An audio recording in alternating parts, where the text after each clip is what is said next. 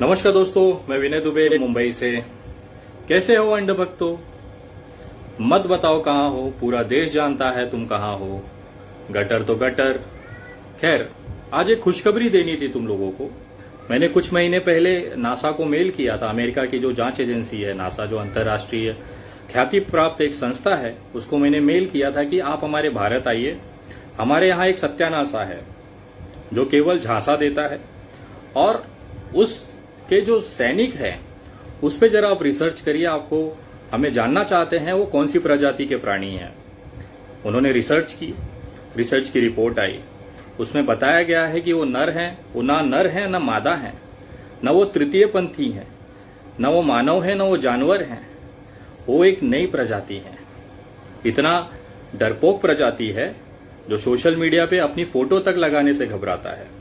यहां तक कि अपना असली नाम लिखने में भी उनकी पैंट गीली हो जाती है, और बातें इस तरह से करते हैं जैसे पूरे देश की जिम्मेदारी इनके कंधों पर है। जब इनके पास जवाब नहीं होता तो ये उतर जाते हैं अपने माता पिता के दिए हुए संस्कारों के ऊपर।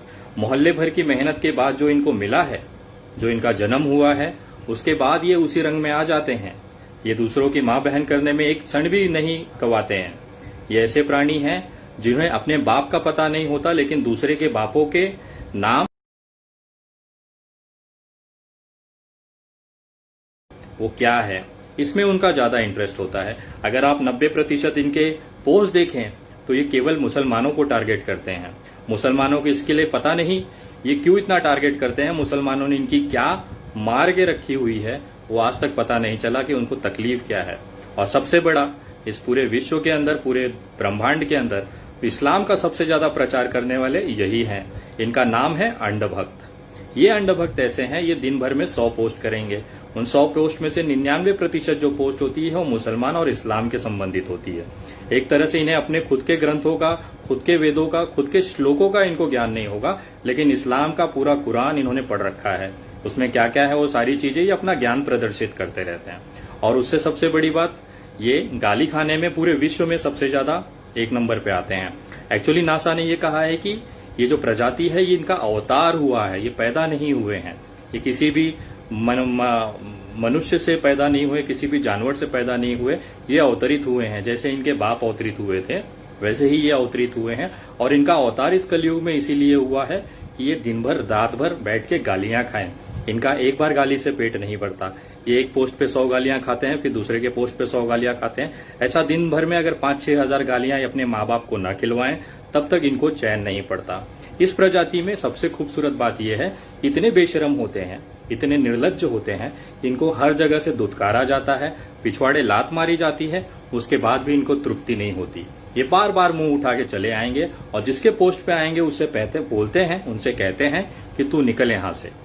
ये आए हुए हैं उनके पोस्ट पे मुंह उठा के और इनको कहते हैं कि चल निकल। तो ये दुर्दशा है इनकी।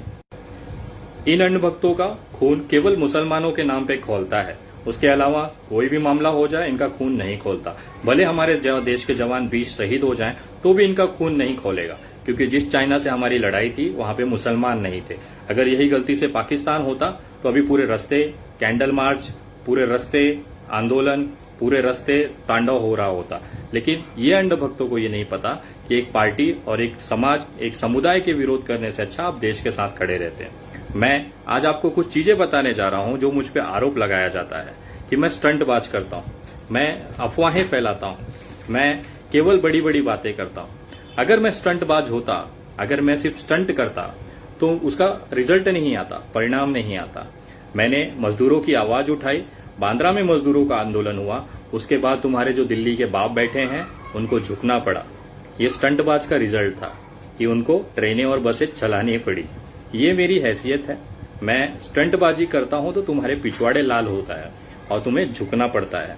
ये रिजल्ट होता है। इसकी वजह से आज पब्लिक का सपोर्ट है, इसकी वजह से आज मजदूरों का सपोर्ट है। पूरे भारत में एक बहुत बड़ी तादाद समर्थन में मुझे मिलती है। उसका नतीजा है फेसबुक पे आज 1,25,000 फॉलोअर्स केवल 10 दिन में पूरे हुए हैं। मैं किसी व्यक्ति, किसी इंस्टीट्यूशन, किसी संस्था, किसी राजनीतिक दल को खुश करने के लिए या उनको सेटिस्फाई करने के लिए काम नहीं करता हूं। मैं काम करता हूं मेरे देश के हित के लिए। मैं काम करता हूं मेरे इंसानियत, भारतीय एकता, अखंडता को बचाने के लिए। इसके लिए शायद आप लोगों की जलती है। इनको सबसे ज्यादा बुरा ये लगता है कि मैं मुसलमानों के साथ क्यों खड़ा रहता हूं। मैं आपको बताना चाहता हूं, मुसलमान इस देश का सबसे बड़ा देशभक्त, सबसे बड़ा देश को मानने वाला इंसान है। जो व्यक्ति इस जमीन पे पैदा होता है, इस जमीन को दिन भर में 5 बार इस जमीन को चूमता है, उसके साथ साथ इस जमीन के ऊपर अपनी सारी चीजें करते हैं और मरने के बाद भी ये जमीन नहीं छोड़ता, इसी जमीन में कब्र बना के उसमें दफन हो जाता है, उस व्यक्ति को हम देशद्रोही कहते हैं। ये खास तौर पे अंधभक्तों की एक जमात है जो इस मुसलमानों को देशद्रोही कहती है। जो मुसलमान दिन भर में 5 बार अपनी जमीन चूमता है, अपने मरने के बाद भी ये जमीन नहीं छोड़ता, उस मुसलमान पे ये उंगली उठाते हैं और उसी जगह पे देवेंद्र सिंह जो इनका जीजा है उसको ये छोड़ देते हैं। जो आतंकवादियों के साथ पाया जाता है उसकी सरकार में, अंधभक्तों के जैसे देशभक्त सरकार में सबूत जमा नहीं हो पाते, चार्जशीट दायर नहीं हो पाती। मैं कहता हूं अगर देवेंद्र सिंह के गाड़ी में अगर जेएनयू या फिर जामिया इस्लामिया के छात्र मिले होते तो शायद उसको जमानत नहीं मिलती, लेकिन आतंकवादी मिले जो इनके चुनाव में मदद करते हैं, दंगे कराते हैं, देश पे हमला करते हैं और ये उस शहीद हुए हमारे सैनिकों के नाम पे वोटों की भीख मांगते हैं और सत्ता में आते हैं। शायद इसके लिए देवेंद्र सिंह को जमानत मिल गई। आज पूरे देश में, पूरे विश्व में भारत की छवि इतनी सत्यानाश हुई है चीन की वजह से, जो हमारी जमीन उन्होंने हड़पी है।